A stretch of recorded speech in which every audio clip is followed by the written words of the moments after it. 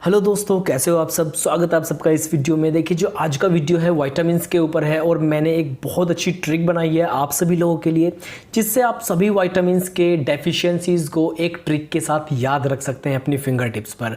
अब से पहले मैंने वीडियो बनाई थी जिसमें मैंने विटामिन्स की डेफिनेशन, टाइप्स, क्लासिफिकेशन, ट्रिक्स के साथ बताए थे और ये भी बताया था fat soluble, water soluble vitamins को आप ट्रिक के साथ कैसे याद रख सकते हैं, उनके केमिकल नेम्स को कैसे याद रख सकते हैं। वो वीडियो का लिंक आपको डिस्क्रिप्शन में मिल जाएगा या ऊपर आई बटन में मिल जाएगा, आप जाकर वहाँ से देख सकते हैं उस वीडियो को। बहुत अच्छा वीडियो है।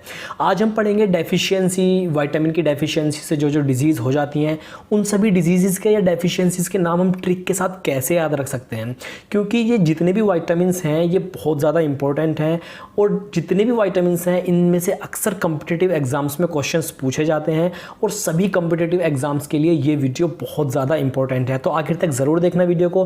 बिना किसी देरी के अब जल्दी से शुरू करते हैं। विटामिन्स की डेफिशिएंसीज़ के नेम हम कैसे याद रख सकते हैं। तो सबसे पहले हमें सभी विटामिन्स के नाम एक साथ लिख लेने हैं। जैसे मैंने यहाँ पर लिखे हुए हैं विटामिन्स के जितने भी 11 या 12 हैं वो सभी एक साथ लिख लेने हैं हमको, और उनके आगे विटामिन के, ई, डी, ए इस तरह से लिख लेने हैं।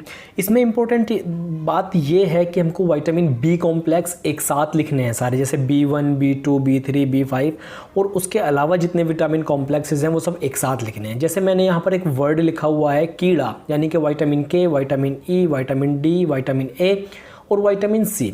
उसके बाद विटामिन बी कॉम्प्लेक्सेस को जितने भी हैं वो मैंने एक साथ लिखे हैं। तो हमें यहाँ पर ये ऐसा इसलिए लिखा है मैंने यहाँ पर, ताकि आप विटामिन्स के जितने भी, जैसे विटामिन के, विटामिन डी है, इन सबको याद रख सकें, इनका लीनियर अरेंजमेंट, आप भूल ना जाएं इनको। तो मैंने इस तरह से एक वर्ड बना दिया, कीड़ा, सी और विटामिन बी कॉम्प्लेक्स। तो इनके आगे अब हमें क्या करना है, बहुत सिंपल सी ट्रिक है कि इन सभी के आगे हमें एक एक वर्ड लिखना है। जैसा मैं यहाँ पर आपको लिख के दिखाता हूँ। विटामिन के आगे हमें लिखना है बी, विटामिन ई के आगे हमें लिखना है एल, विटामिन डी के आगे लिखना है ओ, विटामिन ए के आगे लिखना है एन डी और विटामिन सी के आगे लिखना है एस। तो ये एक वर्ड बन गया जिसे हम कह सकते हैं ब्लॉन्ड्स। ब्लॉन्ड, आपने हेयर कलर भी सुना होगा, ब्लॉन्ड कलर होता है, सुनहरी सुनहरी से बाल होते हैं। तो एक वर्ड बन गया ये ब्लॉन्ड, और इस ब्लॉन्ड से आप याद रख सकते हैं बहुत ईजीली। बी रिप्रेजेंट करता है ब्लड क्लॉटिंग डेफिशिएंसी को, यानी कि विटामिन के की डेफिशिएंसी होगी तो वहाँ पर ब्लड क्लॉटिंग नहीं होगी उस पर्सन में। अगर विटामिन ई की डेफिशिएंसी हो गई तो वहाँ पर जो एल लिखा है ये रिप्रेजेंट करता है लेस फर्टिलिटी। फीमेल्स में या मेल्स में फर्टिलिटी बहुत कम हो जाएगी विटामिन ई की डेफिशिएंसी से। उसके बाद मैंने यहाँ पर लिखा है ओ रिप्रेजेंट करता है ओस्टियोमैलेशिया। ओस्टियोमैलेशिया के बाद में यहाँ पर लिखा हुआ है एनडी, और एनडी रिप्रेजेंट करता है नाइट ब्लाइंडनेस को। उसके बाद में नाइट ब्लाइंडनेस के बाद है विटामिन सी, और विटामिन सी की डेफिशिएंसी से होता है स्कर्वी, जिसे मैंने यहाँ पर एस लिखा हुआ है। तो ब्लॉन्ड्स एक वर्ड हो गया और इसमें विटामिन के, ई, डी, ए और सी की जितनी भी डेफिशिएंसी हैं इस एक वर्ड की वजह से आप सारी बहुत ईजिली याद रख सकते हैं।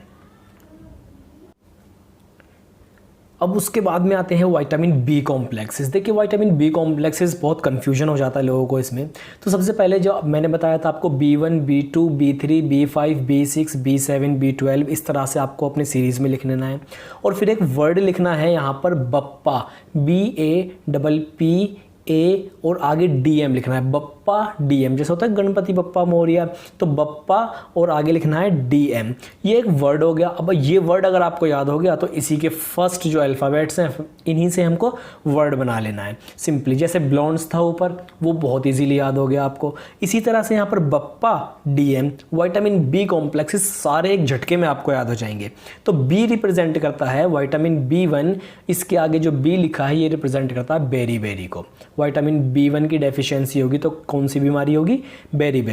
विटामिन B2 के आगे जो A लिखा है इससे होता है एरिबोफ्लेवोनोसिस। कौन सी डिजीज़ है, एरिबोफ्लेवोनोसिस। और विटामिन B3 जो है इसके आगे मैंने लिखा है P रिप्रेजेंट करता है पेलाग्रा, और जो दूसरा P है वो लिखा है पारेस्थीसिया। इन दोनों में कंफ्यूज मत होना, बहुत इजी है, पेलाग्रा और पारेस्थीसिया। उसके बाद है ए रिप्रेजेंट करता है, बहुत सिंपल है, एनीमिया। उसके बाद में ए के बाद में जो DM लिखा है ये D रिप्रेजेंट करता है डर्मेटाइटिस।